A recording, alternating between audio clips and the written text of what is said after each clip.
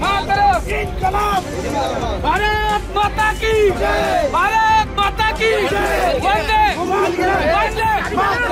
या आंदोलनामध्ये पुणेकर नागरिकांच्या वतीने वंदे मातरम संघटनेच्या माध्यमातून आम्ही हे आंदोलन त्याच्या अंगावर काळी शाई फेकून केलेलं आहे। त्याचं तोंड काळं करून समाज माध्यमांमध्ये दिसलं पाहिजे होतं, ही आमची भूमिका होती। तो जर गुन्हेगार असेल तर मुलगा जर गुन्हेगार असेल तर हा डबल गुन्हेगार आहे। यांनी गाडी दिली नसती तर हा गुन्हा घडला नसता।